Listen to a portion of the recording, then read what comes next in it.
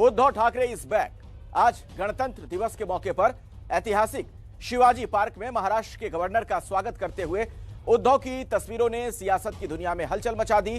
नवंबर में रीढ़ की हड्डी का ऑपरेशन कराने के बाद से उद्धव मुख्यमंत्री के तौर पर घर से ही काम कर रहे थे। डॉक्टरों ने उन्हें आराम की सलाह दी थी, लेकिन मुख्यमंत्री की गैर मौजूदगी कुछ ही दिनों पहले से विपक्ष के हाथों का मुद्दा बन गई थी। तो सवाल कई उठ रहे थे, लेकिन अब जवाब मिल गया है। उद्धव पूरी तरीके से ठीक हैं, मुख्यमंत्री की जिम्मेदारी उठाने का काम भी कर रहे हैं और दिख भी रहा है।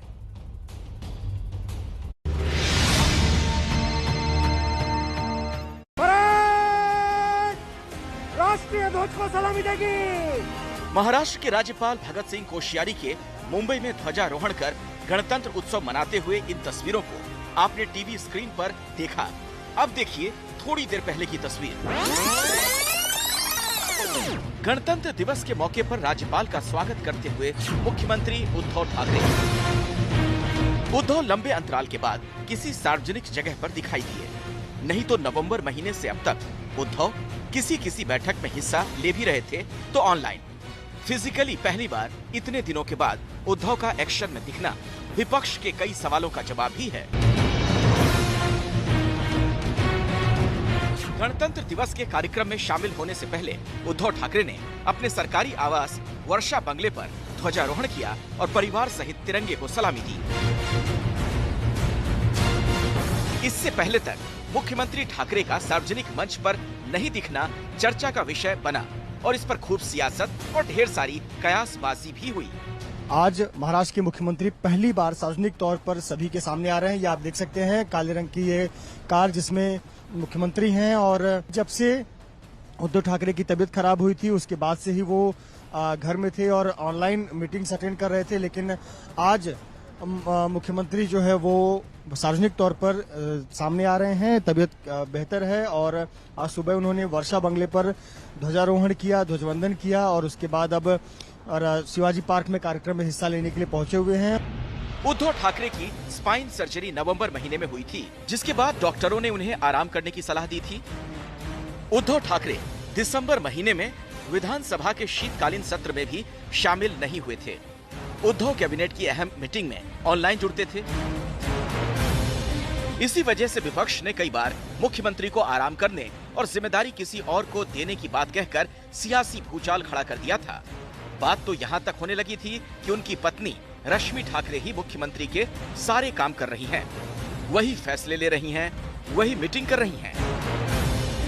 घृणास्पद टिप्पणी की थी भाजपा के महाराष्ट्र के नेताओं ने मुख्यमंत्री के तबीयत के बारे में, बहुत ही घृणास्पद, मानवताहीन, कि उनके जो बीमारी के बारे में, ऑपरेशन के बारे में। लेकिन आज मुख्यमंत्री जी सामने आए,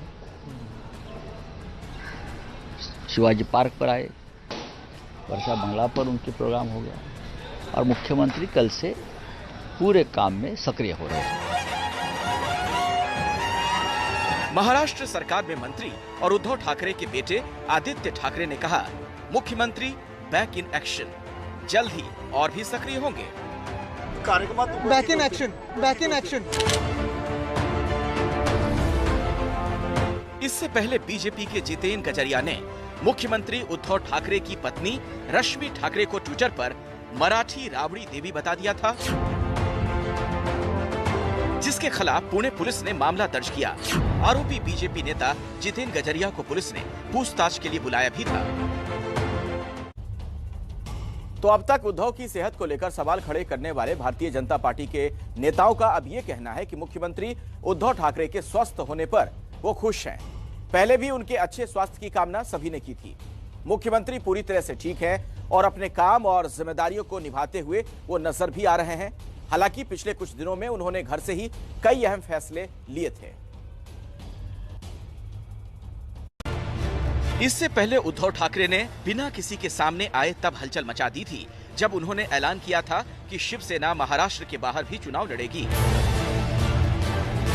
पार्टी के दिवंगत प्रमुख बाल ठाकरे शिवसेना को एक राष्ट्रीय पार्टी के तौर पर देखना चाहते थे, लेकिन उनका ये ख्वाब कभी पूरा हो न सका।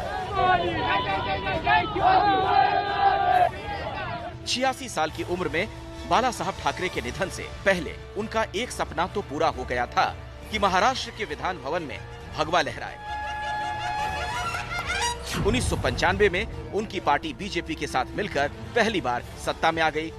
पार्टी के विस्तार के लिए एक व्यापक मुद्दे की जरूरत थी, जो शिवसेना को कट्टर हिंदुत्ववाद के रूप में मिल गया। हिंदुत्ववाद अपनाने के बाद बाला साहब को उम्मीद थी कि पार्टी महाराष्ट्र के बाहर भी अपने पैर पसारेगी और एक राष्ट्रीय पार्टी की शक्ल ले लेगी, लेकिन ऐसा हो न सका। ये कोई पहली बार नहीं है कि शिवसेना ने महाराष्ट्र के बाहर पैर पसारने की कोशिश की हो।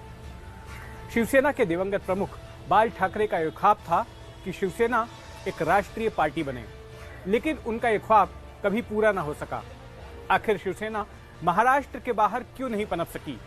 इसकी कहानी बड़ी ही दिलचस्प है। दरअसल 61 साल के मुख्यमंत्री उद्धव ठाकरे काफी वक्त से अपनी गर्दन के दर्द से जूझ रहे थे। दर्द बढ़ने पर डॉक्टरों की सलाह पर 10 नवंबर को उन्हें अस्पताल में भर्ती करवाया गया, जिसके बाद 2 दिन बाद 12 नवंबर को उनकी सर्वाइकल की सर्जरी हुई। डॉक्टरों ने उन्हें आराम करने की सलाह दी थी। इतना ही नहीं, कार और फ्लाइट से ट्रेवल करने के लिए भी मना किया गया था। इन वजहों से उद्धव मुख्यमंत्री पद जैसी अहम जिम्मेदारी आसानी से नहीं निभा पा रहे थे। हालांकि वो ऑनलाइन मौजूद थे। अब चूंकि महाराष्ट्र में गठबंधन की सरकार है, तो विपक्ष को बीमारी में भी राजनीति देखने की बीमारी से कौन